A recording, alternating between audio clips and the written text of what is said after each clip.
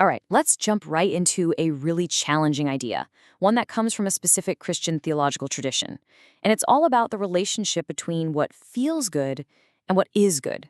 It's a question that really gets to the core of how we think about morality, and maybe even the whole purpose of our lives. So here's the central question, plain and simple. How can something that feels good, something that brings us joy or comfort or satisfaction, actually be morally wrong? And we're not just talking about things that are obviously bad for us. No, this goes deeper. It's about the very nature of pleasure itself. Can we really trust it to guide us? To start unpacking this, let's look at this quote from St. Francis Borgia. Imagine the scene. He's looking at the decaying body of a once powerful empress, and he has this massive realization. Her beauty, her power, all that majesty, it's just gone.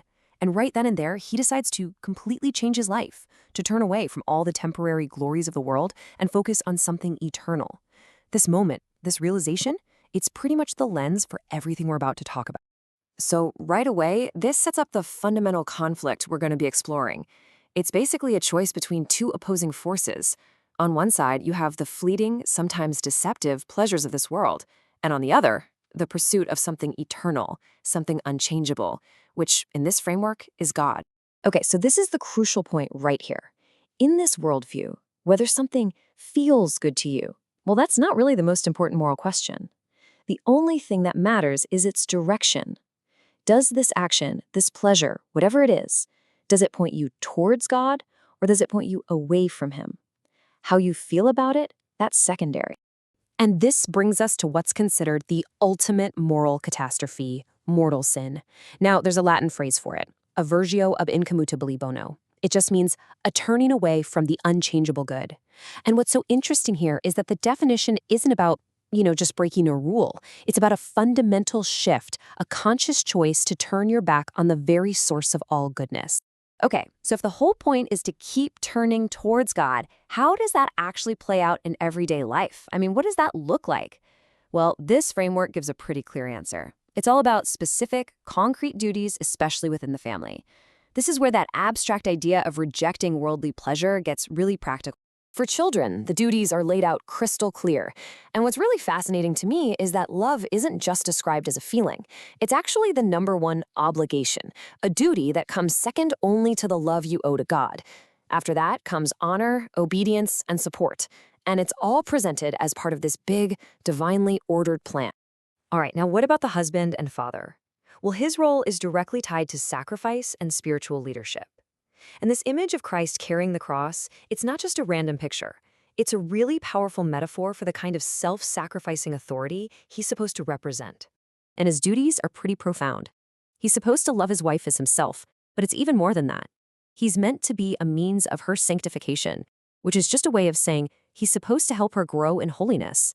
He's the spiritual head of the household, which means he's responsible for raising the kids in the faith, correcting them when they go wrong, and basically guiding them toward a good life. It's a massive spiritual responsibility. So what about the wife and mother? Well, her role is also defined within this very sacred context. Marriage isn't seen as just some worldly contract, it's a direct path to God. So the wife is often described as the heart of the family, while the husband is the head. Her duties? Loving her husband above all other people and willingly being subject to him, which is framed as to the Lord, a reflection of the church's relationship to Christ. And all her service to her family, it's not just seen as chores. It's presented as the main way she shows her love for God. And this quote from St. John Chrysostom just wraps it all up so well. The idea presented here isn't about one person dominating the other. It's about two different but complementary roles. The husband's job is to love sacrificially. The wife's job is to yield to that love. And the thinking is, if they both do their part, the whole family unit stands strong, no matter what. So, you might be wondering why all this strict focus on duty? Why is it so important? Well, this next part explains the logic behind it by showing us the alternative, a life chasing worldly pleasures, which, from this point of view, are completely and utterly worthless in the end.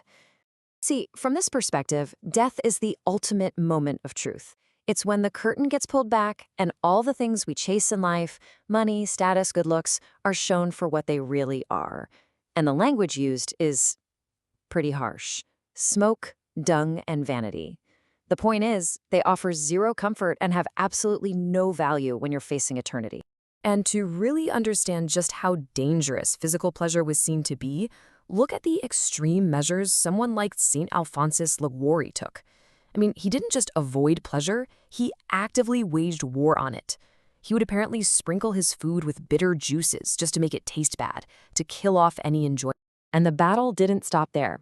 He would constantly put his body through discomfort, wearing rough horsehair shirts and even attaching small iron chains to himself. It was a literal physical war against his own body's natural desire for comfort.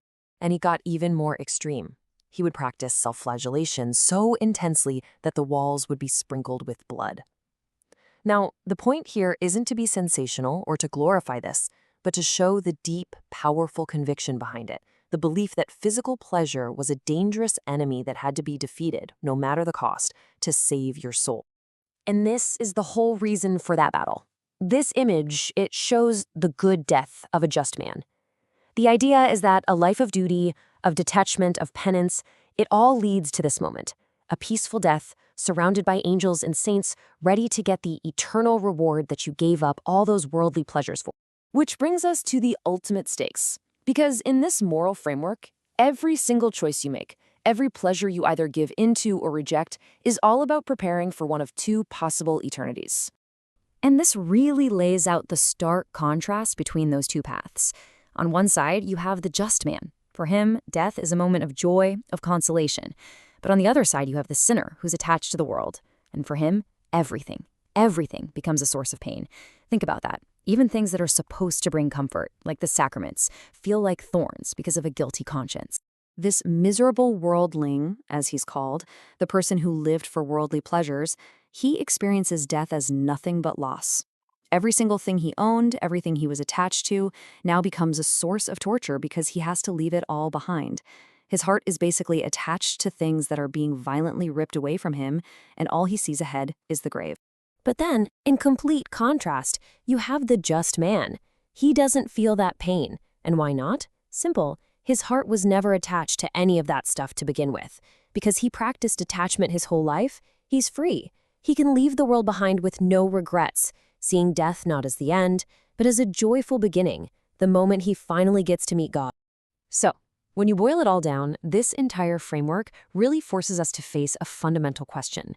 It suggests that these two goals, finding happiness on earth and finding salvation in eternity, aren't just different things. A lot of the time, they're completely at odds with each other. So that leaves us with this final thought. What is the purpose of life? Is it to be happy here and now? Or is this whole life just a training ground, a preparation for a reality that's waiting for us on the other side?